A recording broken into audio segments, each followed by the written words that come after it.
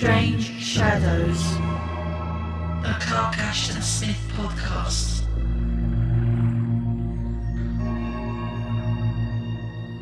It will be said, by nearly all who peruse this narrative, that I must have been mad from the beginning. That even the first of the phenomena related herein as a sensory hallucination betokened some grave disorder. It is possible that I am mad now, at those times when the gulfward sliding tide of memory sweeps me away. Those times when I am lost anew in the tracts of dreadful light and unknown entity that were opened before me by the last phase of my experience. But I was sane at the outset, and I am still sane enough to write down a sober and lucid account of all that occurred. Greetings, friends, and thank you for joining us today on Strange Shadows, the Clark Ashton Smith podcast. The voice you just heard was friend of the show, Simon Frazier Nash, reading the opening paragraph of today's story, The Secret of the Cairn. I'm one of your hosts, Rob Poyton.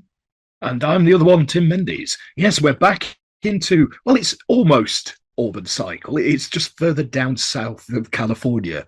But we're into the contemporary times again, aren't we, today? Yes, we're back on Earth. Well, at least for the start of the story. For the start, yeah. And whether he goes anywhere else is up for debate. We can talk about this in a bit, because I have a theory about this. Oh, yes. But before we get into all of that, just a couple of news items. The Innsmouth Literary Festival 2026 has now been confirmed as taking place on Saturday the 19th of September at our usual venue, the King in Yellow's Centre in sunny Bedford, or oddly moist Bedford, as we like to call it now. Oddly moist, yes. We've already got some new guests and traders lined up, and we'll be sending out early bird ticket details very soon. Of course, if you're a patron of either Strange Shadows or the Innsmouth Book Club, you'll get free entry, and we'll be putting something up on Patreon about how to get your tickets within the next couple of weeks. And there's also two gaming events coming up as well, unfortunately on the same weekend. On Saturday the 7th of March, we have Concrete Cow in Milton Keynes, which is a full day and evening of RPG sessions. Highly recommended it. I went to that last year. Excellent day. There's a choice of several games you can sign up for. Also, Saturday the 7th of March and on Sunday the 8th as well is the Bedford Games Expo at the Athletic Centre in Bedford. So that's 2 days of tabletop war games, RPGs, model railways, board games, all sorts of stuff. Again, that's a really nice event as well. I'm going to be at that one, at the Bedford one, and I'm going to be running my Innsmouth scenario for We Want the Gold. So if you do happen to be in Bedford on Saturday the 7th of March, pop in and I'll try and kill you with some deep ones. Nice. That's an invitation you can't refuse, isn't it? Make you an offer you can't refuse. Yeah, come to Bedford and get killed by the fishy fingers of a deep one. Yeah. And of course, we'll put links up to all of those in the show notes below. Okay, let's crack on, shall we? Shall we start with the publication history? Indeed, why not? It's fairly straightforward this time, by Clark Ashton Smith standards anyway. So Smith actually plotted this out at the same time as The Eternal World back in 1931, but he waited around a year to actually write it. In fact, there's several letters in the intervening time with August Derleth where he's saying, oh yeah, and I've just finished this story. I might go back to Secret of the Cairn. And then he never did. But then he finally did get round to it and completed it on Halloween 1932. Oh, nice. Another Halloween story. Wow. Yeah, which is around a month after Genius Loci. It was finished. Now, he first submitted it to Harry Bates at Astounding Stories, but unfortunately, it was returned when the magazine folded as part of the Clayton collapse.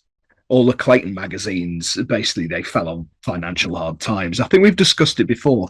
There's a few letters and things like that I want to delve into about that situation, but I'll probably do that at another time, maybe as a mini episode or maybe part of the bonus episode. But yeah, I know we have discussed it before. But so yeah, it kind of left Smith and Derleth, especially because it was one of their major sort of outlets. They were kind of like, not good. Right. Yeah. You Yeah. know, yeah. Like, well, Smith, in typical fashion, was saying that while it's not my favourite magazine, and a lot of the stuff that they publish is crap, it's sad to be losing a source of income, kind of thing. Well, I guess really they had what, 2 or 3 main magazines that were Yeah, publishing them, pretty much, wasn't it? yeah, Yeah. So it's a pretty big. much. If one of those goes, that's quite a big chunk of your potential income, isn't it? Absolutely, absolutely. It's not like now where there's like hundreds of indie publishers putting out hundreds of low cost anthologies every year through self publishing and KDP and all this kind of stuff. It's a completely different world, really. Yeah, I think we should actually look into the pulps at some point. It's something we've talked about over last few times, but I think that'd be a nice, interesting episode we could do at some point. Yeah, yeah. Anyway, he's next submitted it to Hugo Gernsback, who accepted it for the April 1933 issue of Wonder Stories. Hugo the Rat, as he was known by Lovecraft and Smith, was something of a proto-Britney Spears, because oops, he did it again. Sorry. He wasn't prancing around in a schoolgirl outfit. I had a very peculiar image flash up on my mind screen. Yeah, no, he did it to Smith again. He changed the title of the story without consulting him. Oh, God. This is like the 3rd or 4th time he'd done this now. Yeah. It was published as The Light from Beyond. Oh, okay. To be fair, that's not a bad name. No, it's not a bad name, and this explains a lot, because we were talking last time. It's like, Secret of Cairn, I've never heard of that. I don't remember that one, but I've read this before because it was in Lost Worlds. Right. Okay. Yeah. Under the alternate name. Of course. Because when I started reading it, I was like, I know this story, but I've never read Secret of the Cairn, but I hadn't. I'd read The Light from Beyond. There you go. So I had read it after all. Yeah, as you would imagine, Smith struggled to get the money out of Hugo. This was all part of the same debacle when he ended up getting a lawyer in to get his money, which, yeah, a couple of years down the line or however long it was. We discussed that at length in the previous episode. So, yeah, there we go. Wonder Stories. Okay. Jolly good. So, favourite words. Now, this being, at least starting off as a terrestrial tale, again, the language is a little less baroque than our Zothiques and so on. And I thought, there probably won't be so many words in this, but I actually found a few that I didn't have a clue about. Some nice ones that we've covered before, but there are at least 3 or 4 that I had to look up here. So did you find the same? Yeah, I found a few. Most of them of like plants and things like that, and all that kind of business. But one of the ones I picked up on was intercalated, which I've heard before in its usage of insert into a calendar. Fair enough. But the alternate meaning, which is obviously the one that Smith is talking about in this instance, it means insert between layers of a crystal. Ah, that's interesting. Ah, yes. Which is something that will tie in to something I'm going to talk about a little bit later. Okay. My first choice is, now I'm going to pronounce this wrong because the way I want to pronounce it is like another word, which I'll get onto. Boskage or boscage probably is more correct. A mass of trees or shrubs. And I suddenly thought after a little while, because it takes me a while sometimes, it takes the old brain a while to warm up these days.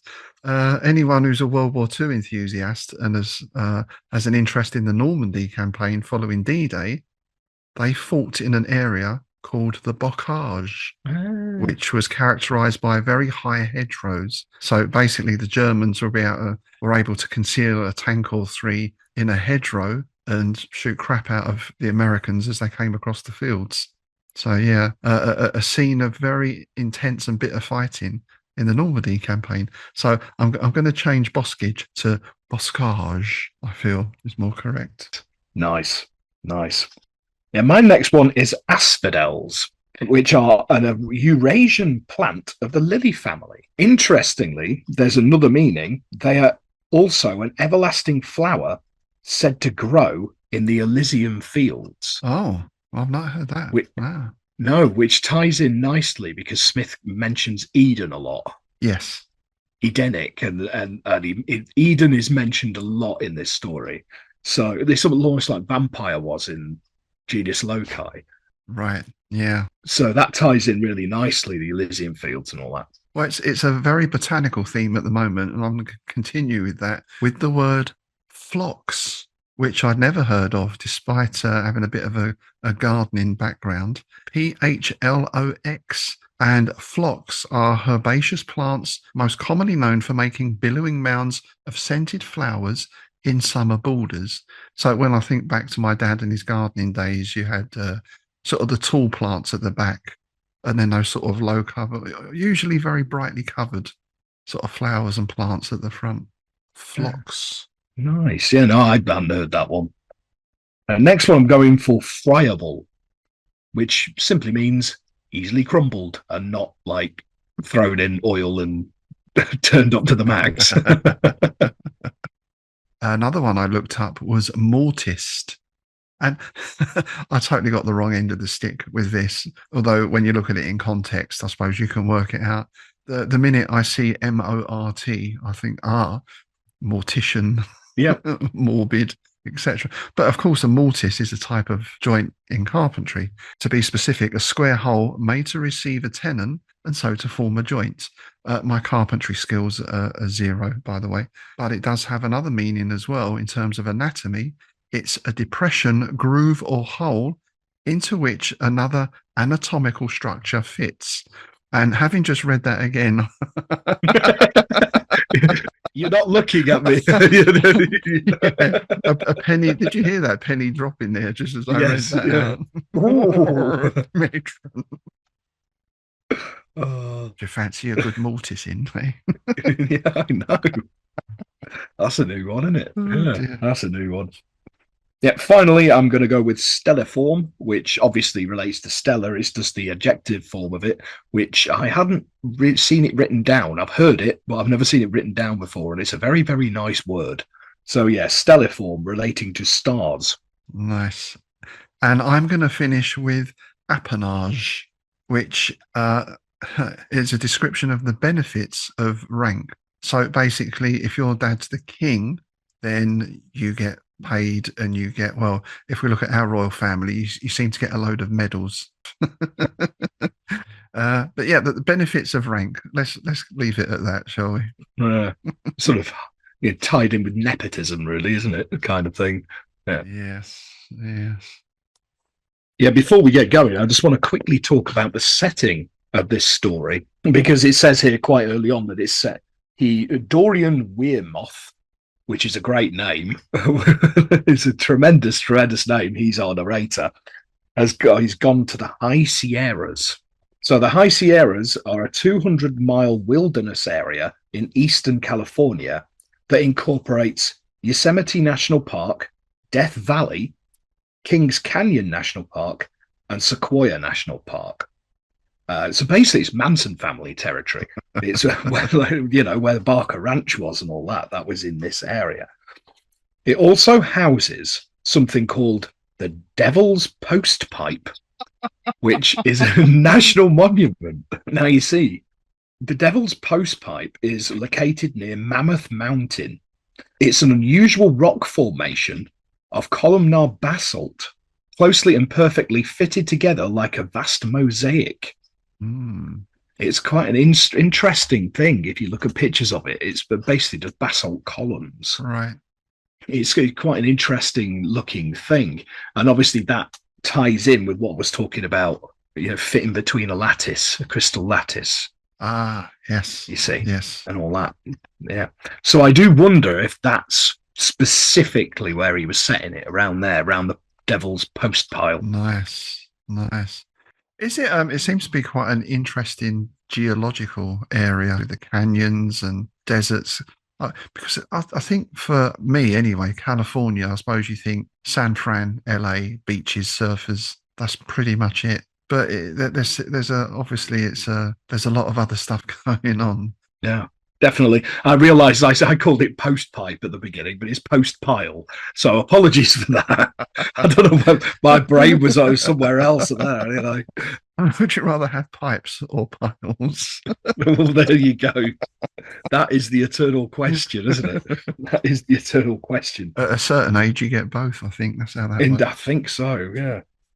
So towns and cities of note include Fresno and Merced to the north. Now, Merced is roughly, which is the sort of highest point of this area, of the high Sierras, is roughly 144 miles from Auburn, which is 231 kilometers. And Google tells me that it would take just over 2 hours to get there by car. Oh, right. Right. So it was within striking distance for Smith, certainly. Absolutely. It's basically the other side of Sacramento. Interesting. So we have that landscape, and I think it's fair to say that the character is something of a stand-in for Smith as well, which of course is not unusual. Mm-hmm.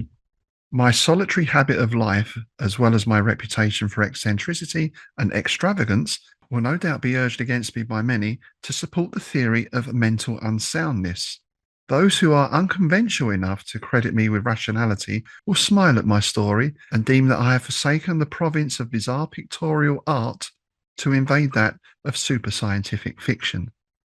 And we do get a little bit later on. I think this guy is actually living in a cabin, isn't he, as well? You know? Yes.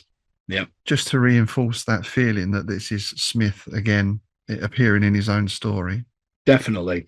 Something that I just wanted to pick up on in the first paragraph, my goth spidey senses went up at the mention of some grave disorder. And I was like, that rings a bell. And of course it does. Grave Disorder was an album by The Damned.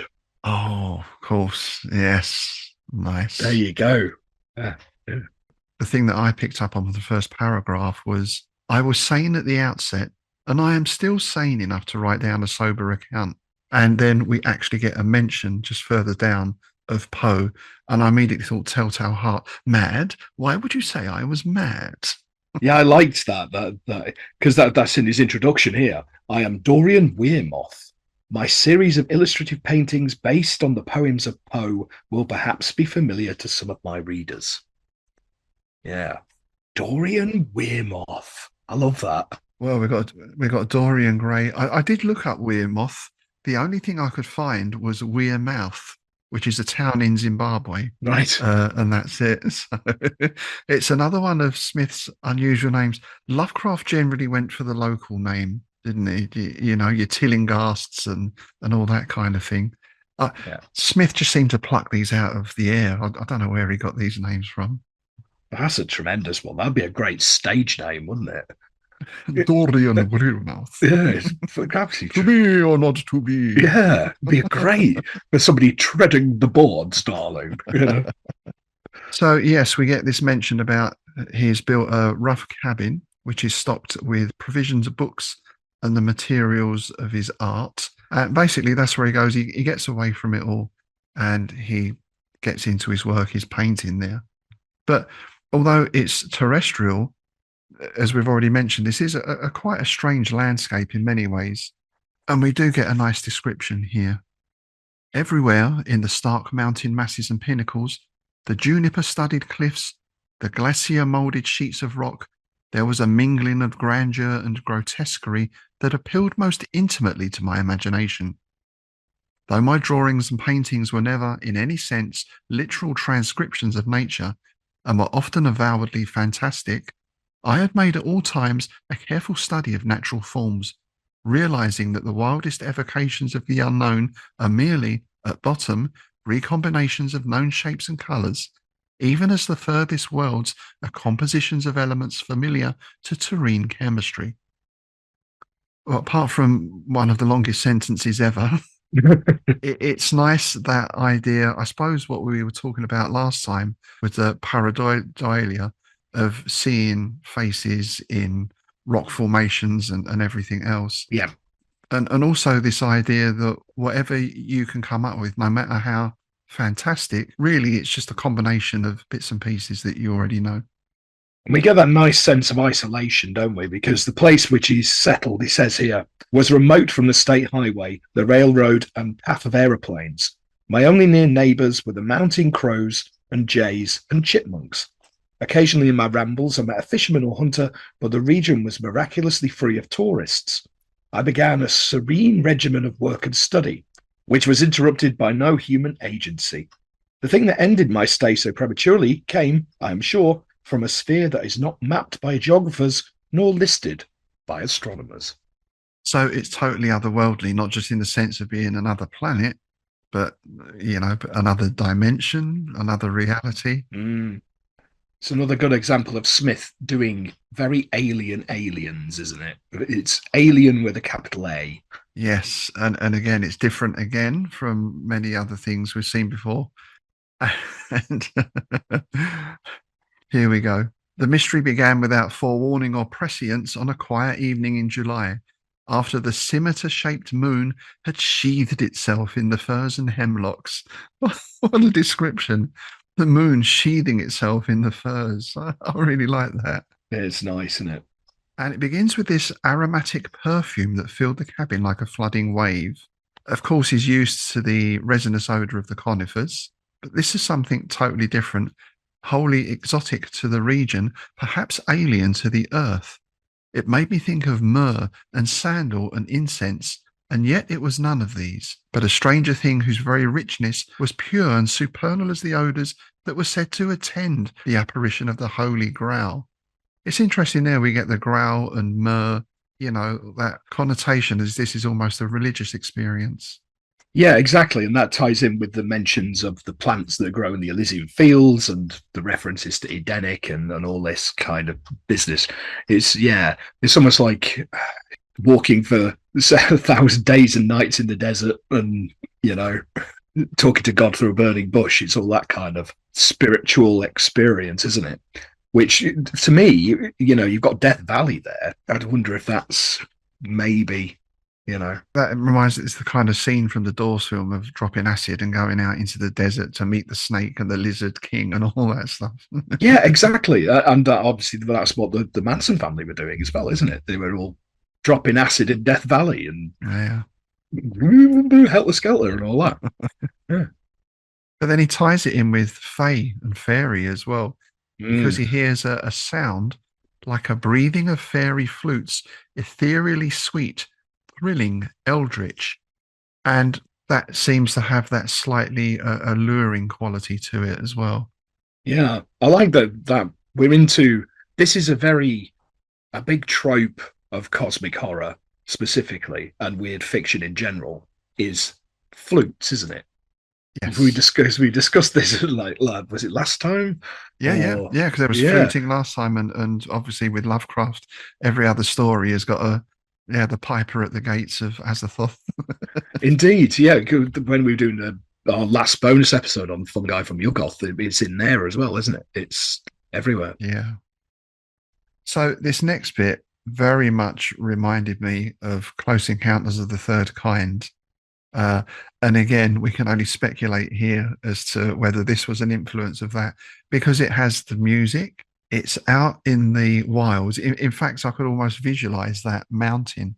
All right, that's bigger than a cairn, but it had very much that same sort of feeling. You're out in the middle of the nowhere. You get the smell, you get the sound, and then you get the lights, the unearthly lights. And I mean, I suppose it's a mainstay of Close Encounters with UFOs throughout the ages, or throughout the last 70, 80 years, I guess, has been UFO reports. When they start, sort of 1945, wasn't it? I think, with the flying saucers and stuff. Yeah, and also you get the strange structure, which ties right into Close Encounters, doesn't it? All it needs is what is it? Whatever it is. Yes, and he describes it as the rays were like the spokes of a half-hidden wheel that turned slowly and more slowly, but did not change its position. Their centre or hub was behind the hill. Presently they became stationary, except for a slight trembling.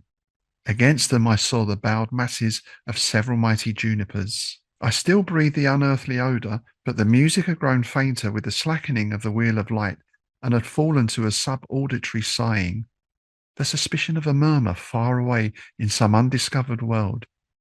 Implicitly, though perhaps illogically, I connected the sound and the scent with that unexplained luminance. Whether the wheel was just beyond the junipers, on the craggy hilltop, or a billion miles away in astronomic space, I could not decide. So there's your sort of fairy thing as well. It's that we get that slight derangement of the senses. Very difficult to judge distances, and maybe there's a time slip involved as well. Yeah, I see. My brain instantly went to unreliable narrator territory with this, because there's all this the description of him breathing in this pungent stuff. I think he's tripping his tits off. That's my theory. It's all, none of it happened. It's all in his head. It sparked up a bifter and is on it. Is having it. Yeah, no, because I mean, you do have like certain types of pollen and things like that that could cause hallucination and all this kind of stuff. I mean, and plants and stuff. Your salvias and all that kind of, shaman sage and all that kind of business, right? Yeah, yeah. Maybe he walked into a miasma and was, tripping the light fantastic for the next few days. Well, yeah, because obviously when we get to the end, there's, as he says himself, there's zero evidence for any of this. This isn't one of those stories like The Frost Giant's Daughter, where they say to Conan, "Oh, you imagined all that," but he's got the strange material in his hand. There's a tangible relic of his experience. With this, potentially, it's totally imagination, isn't it? Yeah, because I mean, there's all these references to spiritual awakenings and religious almost awakenings and all this kind of business. So yeah, it kind of did remind me of the sort of spirit walking, with your shaman sage and all that. Yes, well, we're back to our good old liminal space again, perhaps, aren't we? This is one of those places where the veil is thin. Indeed, very much so. So he kind of hangs around and watches this for a bit, then goes back to his cabin and tries to get to sleep. And he has some difficulty. He doesn't have a restful night. So the next morning, he decides to go and have a look around where he saw this light, to see if he can find any trace of anything. And sure enough, he finds a cairn of granite fragments, but a cairn such as I had never beheld in all my mountain explorations. Built in the unmistakable form of a star with 5 blunt angles, it rose waist high from the middle of a plot of intersifting loam and sand. About it grew a few plants of mountain phlox. On one side were the charred remnants of a tree that had been destroyed by lightning in recent years. On 2 other sides, forming a right angle, were high walls to which several junipers clung like coiling dragons with tenacious claws embedded in the riven rock. One other thing that sparked me here was 5 angles, 5 pointed stars, 5 angles, and everything else, because this reminded me of the law of 5s. Ah, yes. So, for anyone who's not read the Illuminatus trilogy, nice and similar, the law of 5s, which is central to Discordianism, states that all phenomena are directly or indirectly related to the number 5. A concept often demonstrated through cognitive bias or sheer ingenuity. Basically, it says if you look for the number 5, you'll find it everywhere. This was one of the sources of the 23 enigma, which again is another big subject. Yeah. And that, of course, was popularized in the Illuminatus trilogy by Robert Anton Wilson and Shea, which I think we will be covering at some point on the IBC. Not quite sure how we're going to manage that, but we're going to have to do that, like either 3 episodes, and even then they'll be very heavily abridged. yeah, because it has got Lovecraft in as a character. Oh yes, yeah, of course it has. And so basically, it's this idea that if you look hard enough for something, you're always going to see it. As I say, the offshoot or the root of this was the 23 enigma. And of course, 2 + 3 = 5. So there you go. And it's a little bit like when you buy let's say you buy a blue Ford Focus, suddenly every other car you see on the road is a blue Ford Focus. And you never noticed that before. So we're in that sort of territory. But of course, Wilson applies this to the nth degree to conspiracy theories. And jolly good fun it is too. This cairn is even stranger because on the summit of the strange pile in the centre, I perceived a pale and coldly shining stone with star-like points that duplicated and followed the 5 angles. This stone, I thought, had been shaped by artificial means. I did not recognise its material, and I felt sure that it was nothing native to the region.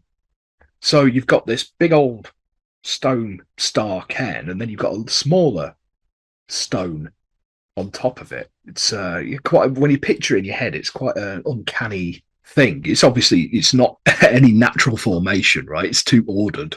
Yeah, it's design, isn't it, rather than the natural outcropping or anything.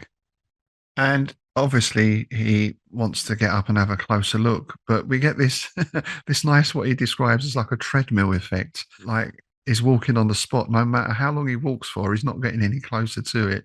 Again, you're almost in sort of dream or nightmare territory here, aren't you? Yeah, I really liked this. This is probably my favourite sequence of the story. Yeah, because it is very strange, and it is something I think most people, I know I have experienced in dream. You know, you're walking and walking and walking, and no matter how much you walk, you never get any closer to where you're going. This has happened to me once when it was getting dark and we were really late, and we were like, there was a train at this little village that we were trying to get to, and we were walking down this road, and it seemed to just keep going and going and going, and it got to the point where I was actually considering making a bivouac in the woods because it was just like, we're not going to make it. Nice. Well, he tries a few things here, doesn't he? He sort of circles round it. It's almost like he tries to sneak up on it quickly, and all these different things, and nothing works. After a while, I gave up my weird and futile experiments and sat down beneath one of the overhanging junipers. The mystery maddened me. It induced a sort of mental vertigo as I pondered it, but also it brought into the familiar order of things the exhilaration of a novel and perhaps supernatural element. So, again, maybe because he's an artist of the fantastique, he seems to have no problem ascribing this to a supernatural origin. Yeah. Oh, we've got a great song title there.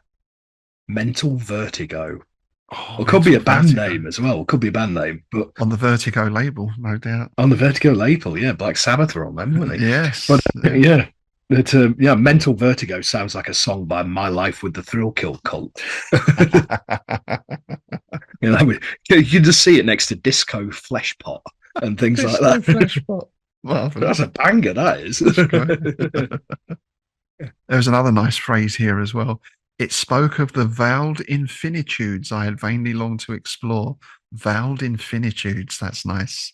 That's real cosmic, man, isn't it, that one? Well, he's on a roll here because you also get, after that, pretty much in the same sentence, feverish fantasy and ungovernable flights. So ungovernable flights sounds like an indie band. Feverish fantasy, that's another album. That's another album. Yeah. And this is where he finds something even stranger. In one of the sandy patches of soil near the northern verge, I saw a curious indentation, like the slender three-toed footmark of some impossibly gigantic bird. So we have now the possibility or the sign of alien life, I guess you'd call it. So our narrator now, he falls into your traditional weird fiction monomania, doesn't he? Because obviously, I mean, you would be a bit like, I need to know what the hell made this thing. So he keeps going back, doesn't he? Because he says here, on several occasions I renewed my efforts to approach the cairn, but the unheard of incredible property of a concealed extension, a treadmill flowing, still inhered in the space about it, as if established there to guard it from all intrusion.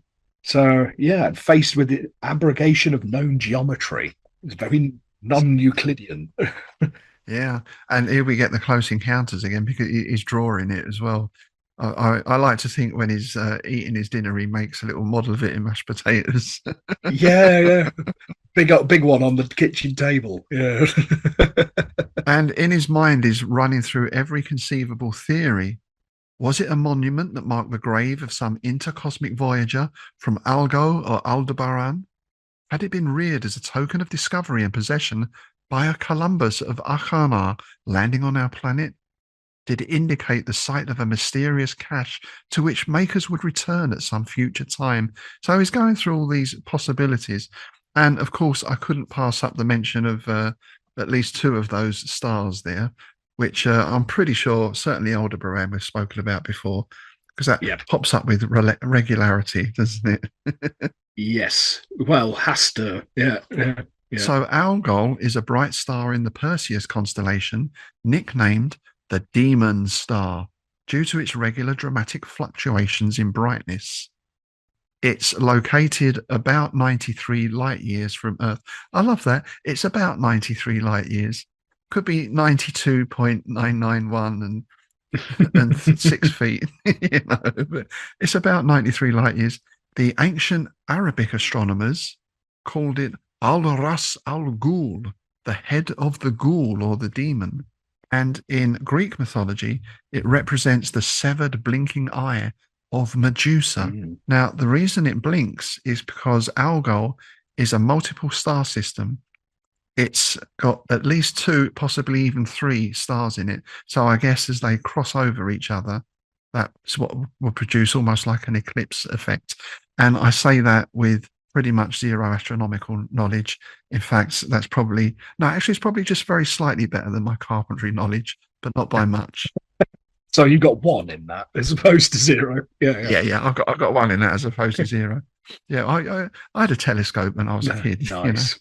Yeah, just before we move off on that, I just want to talk about Alderbaran in the mythos.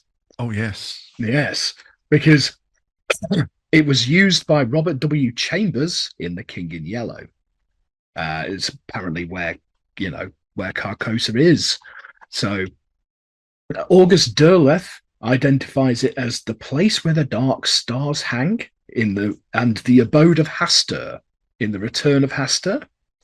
Lovecraft mentioned it in Polaris, and Alderbaran is visible in the sky above Kingsport during the events of the festival. There we go. When the stars are right, eh? Yeah, it also pops up. Apparently, August Derleth in The Trail of Cthulhu calls Alderbaran the home of the Byakhee, who are servants of Hastur in Derleth's mythos. There we go.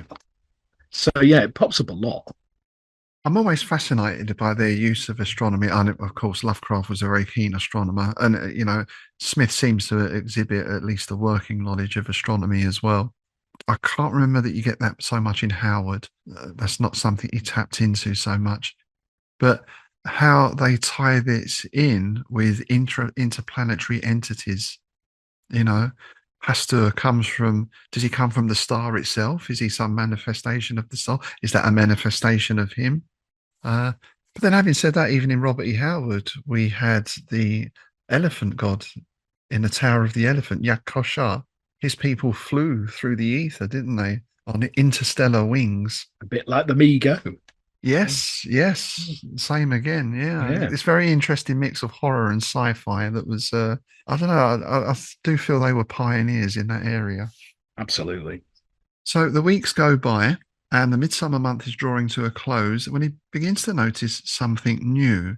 He's mentioned that the flowers within the immediate area of the cairn, and he sees one day, with a startlement that amounted to actual shock, I saw that an extraordinary change had occurred in their pale blossoms.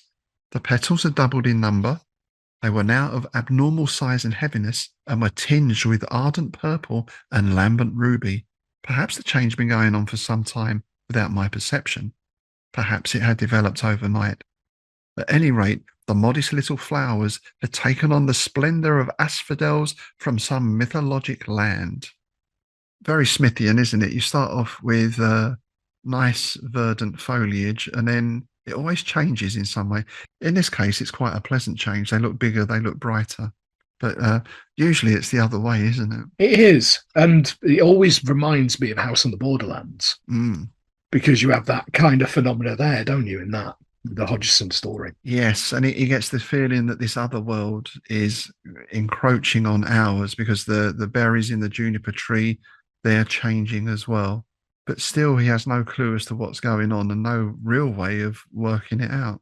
until we get to the what he describes as final occurrences.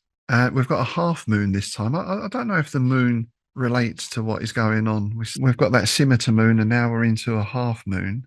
And he smells the perfume again, the subtle incense, and hears that strange call on the wind. I think the moon is often used purely as an atmospheric device, because it's something I've used a lot in my fiction, because depending on the light of the moon, it can dictate how sinister a scene is. Because obviously the full moon gives that almost spectral, ghostly appearance to things caught in it. Yes. So you've got that, but then if you go the other way, you've got almost darkness with just a faint lambency. You can dictate the sort of so if you want to go for real sort of like horror, you cover it up with clouds. Yeah, it reminds me of that great line from a Tom Waits song. The fence posts in the moonlight look like bones. Yes, yeah, perfect. Absolutely perfect. He's nailed that.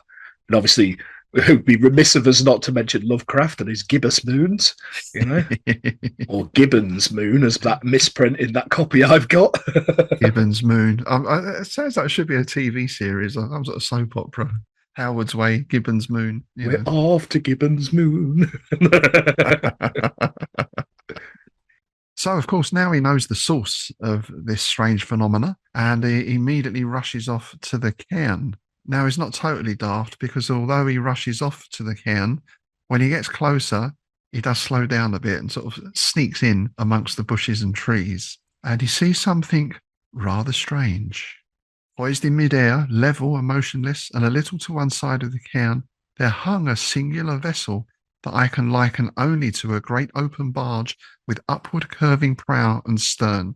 In its centre, above the bulwarks, arose a short mast or slender pillar topped with a fiery dazzling disc, from which the wheel of beams, as if from a hub, poured vertically and transversely. I'm never quite sure how you pronounce bulwarks. You know what I want to say, but Yeah, exactly. Fork handles we're getting into now. We bill hooks. Rollocks. Rollocks. I thought this was weird. This is literally a spaceship, isn't it? Yes. It's like a sort of Viking longboat or something. Yeah, because he just describes it as a barge, doesn't he? It's yeah. Oh my! I was thinking more like the barges of the Nile. Those. Oh yes, big old things. Yeah, like Carry On Cleo. We've got to get that in there somewhere every time. Oh, got to. Well, wasn't it Ra? Doesn't he travel on the solar barge? I think, or something. Yeah, but that is by no means the strangest thing he sees, right? 4 beings who I can compare to no earthly creatures were hovering in air about the cairn, without wings or other palpable support, as if they, like the barge, were independent of terrene gravity. Though little less in stature than men, their whole aspect was slight and imponderable to a degree that is found only in birds or insects. Their bodily plasm was almost diaphanous, with its intricate nerves and veinings dimly visible, like iridescent threads through a gauzy fabric of pearl and faint rose. That's a tremendous description, isn't it? It's very vivid again. Yes, it's great. I've got a sort of image of like hummingbird type creatures almost with this. And he does describe them as having beaks, almost like an owl-like face. Yeah, there's something angelic about it as well, isn't there? Or the Furies or anything like that. That kind of birdie, or harpies as well. But that sort of almost translucent and shimmering. Yeah, it's that mixture of the almost ethereal quality of them, but the shimmering colours, the bright plumage as well, isn't it? Yeah. And they're basically tearing down the cairn, tearing down the pile. During the process of demolition, they stooped lower and lower till they floated almost horizontally just above the ground. Soon all the fragments were removed, and the entities began to scoop away with their fingers the soil beneath, whose looseness appeared to evince a previous digging at some recent date. They dig something up, basically, so it looks like this whole thing was to cover something up, and it seems to be a strange stone or pebble as far as he can make out. Yes. I might have deemed it no more than a common pebble, aside from one peculiar circumstance, a crack in the larger end, from which issued several short, luminous filaments. Somehow the thing reminded me of a riven seed with sprouting roots. That gives you a very strong image, doesn't it, of the light coming out. So is this a seed? What's it growing? Indeed, it's kind of basically how it's described is, yes, it's a seed, but it's almost incubated like an egg. I suppose when you get in a nursery, a plant nursery going, you stick them in them little PE pots, don't you, and cover them up with like damp tissue paper, and then stick them in one of them little mini greenhousey things, Yeah, like we used to grow cress at school, wasn't it, and all that. That's the one. That's exactly what I was thinking about, with the little plastic lid. That's it. Or if you've ever tried to grow mushrooms, but we won't go into that one. Yes, indeed. And here we get one of Smith's classic trips, because, of course, the strange creatures are off back to their own space, place, time, dimension. And because he's nearby, he gets drawn into the vortex and he ends up going with them. And I think, as we always mention with these, every time it's different. And we've had falling sensations, we get a sense of dislocation and everything else. This time we get, I felt a terrific suction, an unseen current more powerful than cataracting waters that seized me as I stood leaning forward from the rock and swept me past the violently threshing boughs. There you go. Have you ever felt a terrific suction, sir? Oh, I tried so hard not to laugh then. I'm chewing my bottom lip. I like to think that Smith was thinking when he wrote some of these, there's going to be some dirty bastard in the future is going to be chalking that. Yes, and here we are. Here we are. Yes. The monsters of the prophecy. Yes. Yeah, it's interesting because he's overtaken with a feeling of numbness, which again is quite different, because usually it's like tingling or vertiginous or all the rest of it. Whereas this time he's just basically numb until it starts abating. And he describes the tingling, the sort of pins and needles, as like frostbite. So yeah, not as pleasant as we've often seen. And it has the same result in the sense that he was here and now he is somewhere else. And we get a really nice description. And again, Smith manages to make every one of these places slightly different as well. I suppose what they have in common is everything seems very vivid. The colours turned up to 12 on everything. Two of the strange ethereal entities were drawing me out on a luminous golden cliff from which an airy vegetation, hued as with the rainbows of towering fountains, projected its lightly arching masses into a gold-green abyss. The crescent barge and its wheel of beams, now stationary, were hovering close at hand in a semi-capsized position. Farther away, beyond the delicate trees, I saw the jutting of horizontal towers. 5 suns, drowning in their own glory, were suspended at wide intervals in the gulf. 5 suns. That's an interesting setup, isn't it? Yeah, very interesting. I mean, this one made me think of Valhalla and the Rainbow Bridge. Oh, yes. And I think with this one as well, you mentioned Eden, but we get phrases like this here: celestial minarets, moulded morning cloud and luminescence. It is very paradisical, isn't it, this one? Yes, absolutely. Yeah. And that obviously ties in with Valhalla as well. And basically, most faiths, well, all faiths have an sort of afterlife, and it could tie into pretty much any of them that you pick, really. Yes, the Elysian Fields, Eden. Exactly. Yeah. And is it interesting that most of them seem to have winged inhabitants as well? Mm-hmm. Valkyrie, angels. Absolutely. Yeah. Although, having said that, I think biblical angels are actually, they're not usually depicted very accurately, are they? Haven't they got like 89 eyes? Yeah, Old Testament angels are terrifying. They're absolutely sanity blasting, the eldritch monstrosities, basically.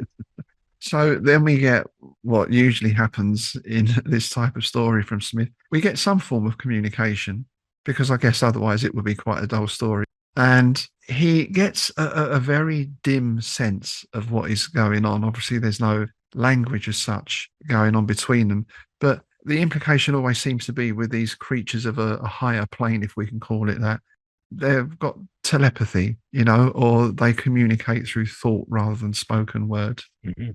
And here we get exactly what you said. Yeah, they put the seed there in our earth to absorb from the grosser mundane soil certain elements or virtues lacking in the soil of this ethereal world. So in effect, we're a kind of cosmic greenhouse or something. Cosmic compost heap is what we are. Yeah, that's probably more accurate. Yeah, the cosmic compost heap. Oh, there's a Ligotti-esque. We are just but grubs on the cosmic compost heap. Wow. Well, that's kind of the whole gist of my great old one during the scavenger, the parasite god. Turning the world into its compost heap, basically, so its squiggly little minions can rise. Oh, lovely, lovely, lovely. And where they are now, beside the hovering vessel, a hole had been dug in that Edenic soil. There's Eden again. So they're basically replanting the seed in their own soil. We get a little Lovecraft phrase here as well. Darkly, I felt the anticipation of the alien throng. That was in one of the sonnets we just covered, wasn't it? Indeed. Lovecraft likes that phrase. He's used that quite a lot. Mind you, Alien Throng is quite a good band name as well. It is. Or Alien Thong. Alien Thong. Even better. And yes, the seed sprouts very quickly. Visibly, dynamically, it grew as it fed with the sap of accelerating years that had turned to mere minutes. From it there burst a multitude of scions, budding in their turn with irised leafage. The thing was a fountain of unsealed glories, an upward rushing geyser of emerald and opal that took the form of a tree. Irised leafage. That's nice, isn't it? Or Iris Leafage, the well-known actor. Spreading the boards with body fronds. Yes, yes. And as this thing grows and develops, it starts to bear fruit, which he describes as pears, basically. So we're very much into Eden again, aren't we? And the fruit. Exactly. And the tree of life. And even, was it Yggdrasil? Yes, Yggdrasil. Yeah. As always happens in these stories, he can't resist having a nibble. Got to take it, isn't he? He's got to have a nibble. The thing filled my fingers with a sharp electric tingling, followed by a coolness that I can compare only to snow beneath a summer sun. It was not formed of anything that we know of as matter, and yet it was firm and solid to the touch, and it yielded a winy juice, an ambrosial pulp between my teeth. I devoured it avidly, and a high divine elation coursed like a golden lightning through all my nerves and fibres. So he's off on another trip now. This is trip squared, or to the power of 3, really, isn't it? This one. Yeah. What was the other? Was it the vintage? Was it the wine? The vintage from Atlantis, was it? Yeah. Was it that one with the same thing with the wine that took him on this big old trip? Yeah. Well, again, it's quite a common theme, isn't it? Whether it's an actual drug like Lao or something. Exactly. Yeah. And I guess at this time, well, we know that Smith experimented. Shall we put it like that? Indeed. And that was in the ether, wasn't it? The idea of opiates and drug fiends and hashish. Yeah. Well, I suppose your whole opium den thing was you're off on a world of dreams. Yeah, chasing the dragon. Yeah. Yes. So you talk about expanding consciousness. Then this is that again to the power of 12. I rose into spheres ulterior and superior. Infinities were laid before me. I conned them as one cons an unrolled map. I peered down upon the utmost heavens and hells that lie contiguous to the heavens, and I saw the perennial process of their fiery transmutation and interchange. I possessed 1,000,000 eyes and ears. My nerves were lengthened into nether gulfs, were spun out beyond the suns. I was the master of strange senses that were posted to oversee the activities of unlit stars and blind planets. Wow, that's some good shit. Oh yeah, absolutely. But this is the bit that reminded me of House on the Borderlands. Yes, definitely. Obviously, a really truncated version of, because this sequence in Borderlands goes on. That's a whole chapter, basically, isn't it? Yeah. But it's this interesting thing. There does seem to be a sense of purpose. Strange senses that were posted to oversee the activities. So there's a sense of are these creatures sort of caretakers of the cosmos or something like that? But in doing this, he also gets this other strange awareness. I thought this was quite interesting, actually. Here also, the inexorable doom of division pursued me, and I was no longer one, but two. Distinctly, I saw myself, my body and features touched with the ethereal radiance of the beings who were native to that world. But I, who beheld that alter ego, was aware of a dark and iron weight, as if some grosser gravity had claimed me. So it's interesting that in that expansion of his senses and almost oneness with everything, he's still aware of himself. He's still got that ego, and that causes this sense of division within him. Yeah. Which I thought touched on things like yoga. Well, I mean, the word yoga means unity, right? Yeah. You know, everything coming together.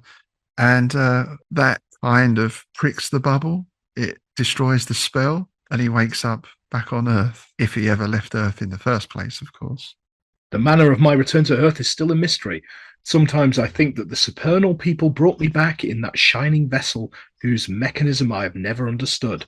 Sometimes when the madness is upon me, I think that I, or part of myself, was precipitated hither as an aftermath of the eating of the fruit. The energies to whose operation I exposed myself by that act were wholly incalculable. So essentially, he thinks, yeah, he overdosed, didn't he? Yes, it wasn't meant for him anyway, but, you know, the beings seemed to hold him no ill will at all, did they? They seemed quite happy to communicate with him. And maybe, is this the equivalent of, you ever done that? You find someone who's real steaming and they're lying face down on the pavement. I did it. I had a guy laying in the middle of the road. I was coming back from a gig one night from Milton Keynes, funnily enough. And there's a guy laying in the road. It's like a quiet little back road. I thought, shit. And well, my first thought being where I'm from, is this a setup, you know? Yeah. So I took the van keys with me. And the guy was just passed out. He was totally pissed. I got him to the side of the road and sat him up and made sure he was all right and went on my way. So perhaps this is the equivalent. Yeah.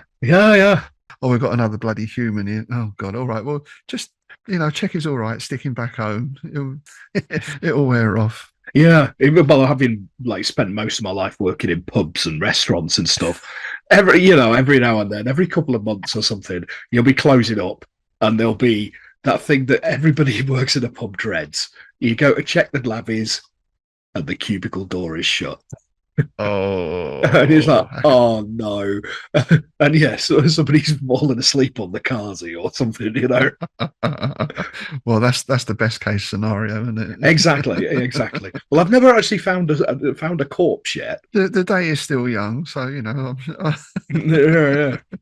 Yeah, that banging on the door. Oi! So that's basically it. He wakes up back on Earth. He's not really suffering any bodily ill effects, apart from a minor degree of frostbite and a curious burning of the skin, which he puts down to possible temporary exposure to radioactive matters, which is quite concerning, isn't it? It is. But everything else has changed. He's lost his mojo, right? His creativity has gone. Yeah. Which is interesting because you'd sort of think that would be the other way around. And it usually is in Smith's stories. And it ends with this. I have become, as it were, a clod, but often to that clod the infinite spheres descend in their terror and marvel. I have left the lonely Sierras and have sought the refuge of human nearness, but the streets yawn with uncharted abysms, and powers unsuspected by others move for me amid the crowd. Sometimes I am no longer here among my fellows, but am standing with the eaters of the fruit beneath a tree in that mystic other world. Now, you see, the eaters of the fruit to me sounds like a sect, doesn't it? Yes, the lotus eaters, or something like that.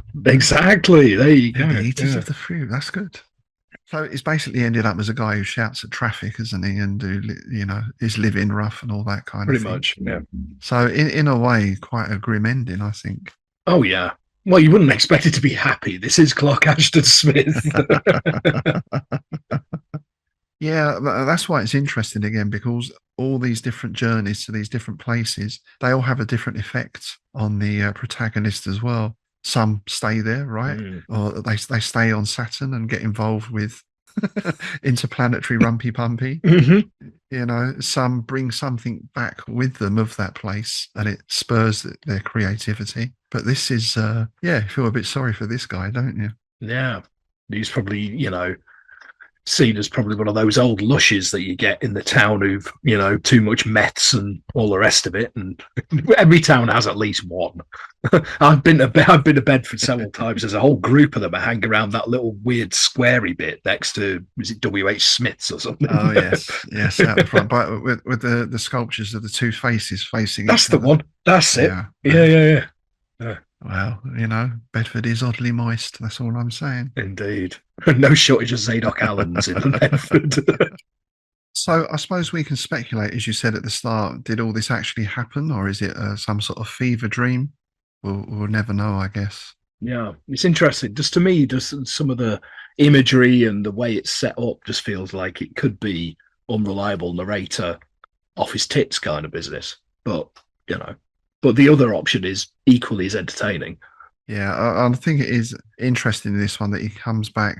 He doesn't come back increased. He comes back decreased. He's got no physical proof. He doesn't even have the emotional comfort of, wow, I've seen this fantastic place and, it's given my life purpose. This is going to destroy him. I don't think he's going to last for long. No, it's interesting. Yeah, it's a very good example. We talked about this when we discussed Hounds of Tindalos. A very early example of psychedelic fiction to me. This it's like the bit when he he bites the pear. I started getting Inner God of Davida in my head, down, down, down, down, down, down. By Iron Butterfly. Indeed. It's all very, the Doors, isn't it, and all that kind of stuff. Well, we're in the right place, aren't we? Yeah, exactly. Yeah. Riders on the Cairn, man. Okay, so that's the secret of the Cairn. I don't know that we learned much about its secret. Well, I suppose we learned what its function was and who built it. What more do you need? But delighted to hear what you think, dear reader. Have you got any speculations as to what these alien creatures may have been? Have you ever come across a weird cairn or mound when you're out and about on your travels? That could be an interesting thing. I think in the UK, most of them are very well known, aren't they? And they're generally signposted and everything else. Yeah, you do find ones that aren't, smaller ones and things like that. Well, I'd mentioned this last time. Obviously, around here, you got an abundance of them. Like the Devil's Humps over by Chichester and all that. And I've remembered the story. I couldn't remember the name of my own story that I wrote about one of these mounds. It's called Guided by the Light. Oh, nice. Guided. Yeah. Nice. I couldn't for the life of me remember what it was called, but I remembered it's called Guided by the Light. Yeah. And that was inspired by one of the Devil's Humps, one that's sort of overgrown and out the back. Right. Yeah, and obviously if you go over to Wiltshire and all around that area, you've got a ton of stuff. Oh God! And I suspect the ones that are hidden are probably tucked away in the corner of a farmer's field somewhere and not readily accessible. A lot of your big stuff is by a main road. A lot, yeah. So let's turn to the mailbag, shall we? To finish, we've had two short missives in and two slightly longer ones. Indeed, yeah, we have got a rather bulbous sack this week, haven't we? For one reason or another. You speak for yourself, Ducky. We had a message in on Patreon from Gareth Tilley, and these all relate to Genius Loci, our last episode. Gareth writes, I think the vampire documentary Tim mentioned might have been an episode of True Horror with Anthony Head. Most, if not all episodes, are on YouTube. That's the one. That is the one. Thank you very much. Yes, it was. It was called True Horror. That's exactly it. I can picture the videotape. I said I recorded it on VHS. I can picture the scribble on the spine of it now. Yeah, True Horror. Yeah. I'll have to look into that. I want to know if it was as good as I remember, or I was very drunk when I watched it, so it might be awful. But I seem to remember really enjoying it. Well, thanks for that, Gareth. Yeah, and I'll look those up on YouTube if they're on there. Yeah, it'd be interesting to see what the other episodes are, because that one was obviously on vampires, and it is a series, so it'd be interesting to see what the other ones are about, actually. Might be worth delving into. Yeah. Next up, on the Innsmouth forum, our old friend Nils gets to us here by saying, I'll beat Rob to the post and say, I'll have to try and find out if the Genius Loci Lake was an actual place. And if so, go do some readings of the story there. Just don't come looking for me if I don't come back. Rather you than me, old chap. Nice one. Yeah, that's good of Neil's potentially taking one for the team there, you know. Yeah, if we don't hear back from him, we know why. Yeah, there'll be 4 faces hovering over the stagnant water. And next on YouTube, we have a message in from our friend Heather Miller. Now, of course, we mentioned Heather on the Genius Loci episode because Heather is the author of a work put out by Hippocampus Press entitled Ripples from Carcosa, H.P. Lovecraft, Haunted Landscapes and True Detective. And Heather writes, answering the summons, gentlemen, here are a few points about haunted landscapes to go with Smith's story. I'm using the Library of America text, American Fantastic Tales, Terror and the Uncanny, From Poe to the Pulps, 2009. That's quite a long title, isn't it, for a book? From the start, we have some of the conventions of weird fiction. The ordinary is established as context for the weird, and the speaker expresses reluctance combined with fascination. The landscape of Chapman's Pond is haunted by something beyond human history. The spectre of Chapman is not the source. The force, blank-faced, ethereal, yet physically violent, is the force in the environment that threatens the characters. The landscape exhibits the push-pull typical of a haunted landscape. Amberville first, then his fiancée Miss Alcott, then Murray allured by not the land or place, but the presence, which Amberville describes as an emanation as he disavows Chapman's Pond and swears never to return. The hallucinatory nature of a haunted landscape becomes part of Smith's narrative. A mere haunting isn't enough. The overlay of a ghost onto a landscape is too simple.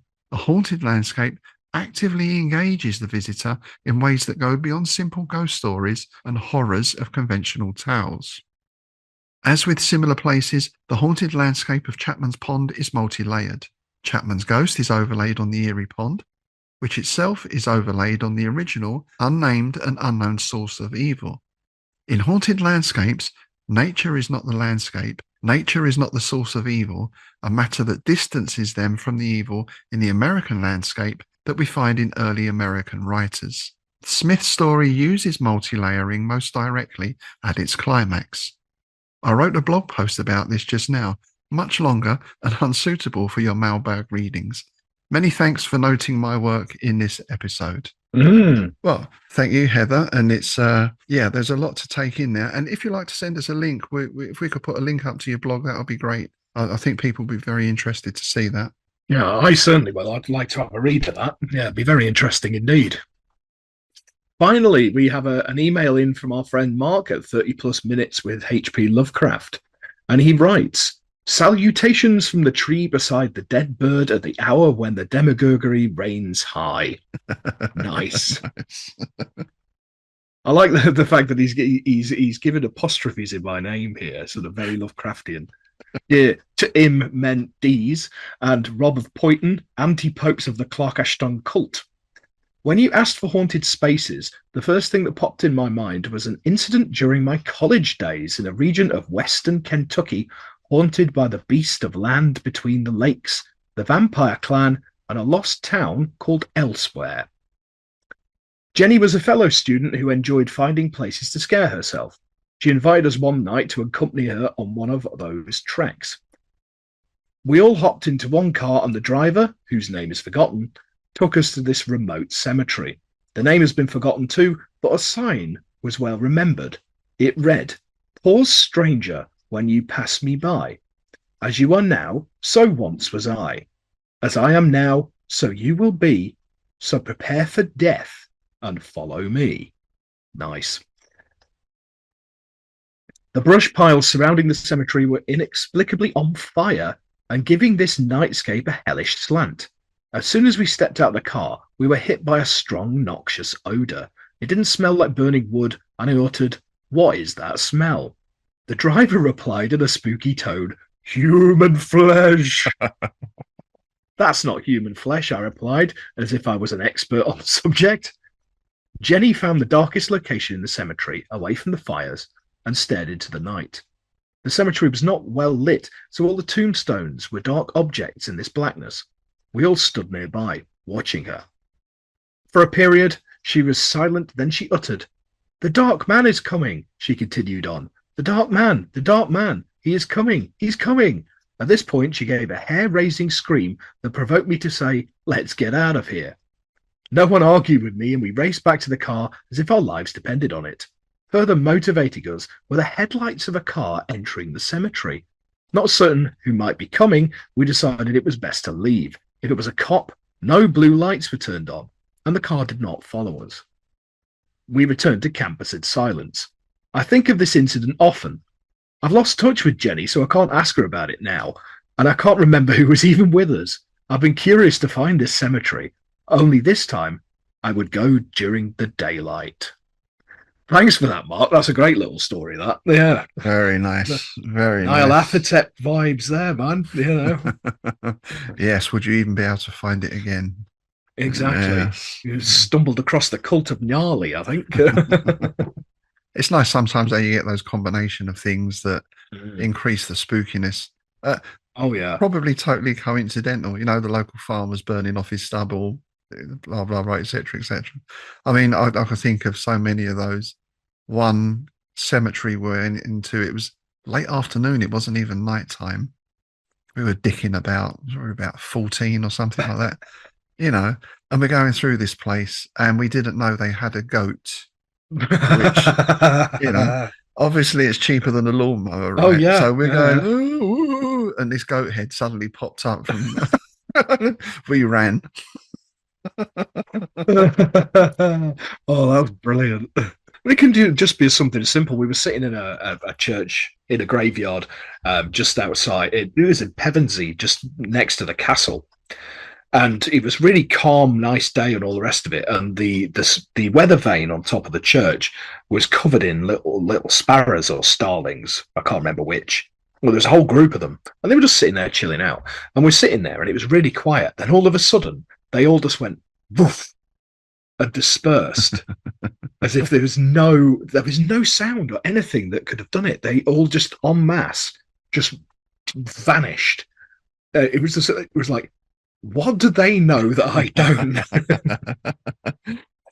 Yes, that's like your cat staring into space, isn't it? Isn't it? Yeah. What are the you... dog howling at the corner. Marvelous. Thanks very much, folks, for sending those in. We always do like to hear your feedback on the show and your experiences, and thank you for sharing your knowledge as well. As always, do drop us a line. You can post something up on YouTube or on Patreon, or of course you can post on the Innsmouth forum, which has got a whole range of threads and subjects you can comment on, or you can start your own as well. And thanks as always to all our patrons and subscribers. We wouldn't be able to do the show without you. And if you'd like to join them in supporting the show, you can sign up on our Patreon page. That will give you access to bonus content for Strange Shadows and the Innsmouth Book Club.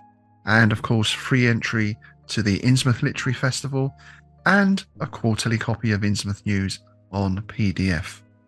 Speaking of bonus episodes, I think that's possibly what we've got lined up next time, isn't it, sir? It is. Yes, indeed. Yeah, we're going to be doing one of our fabulous patron-only bonus episodes. We've not decided what we're doing it on yet, but we have multiple options, so it'll be worth tuning in for. Yes, lots of ideas. And do let us know if you've got any thoughts as well. I think, as we find with the bonus episodes, it gives you a chance to go a little bit sideways sometimes, isn't it? It does, yeah. All right, thanks again for joining us, folks. We'll see you next time. It's a goodbye from me, Rob White. And it's goodbye from me, Tim Mendes.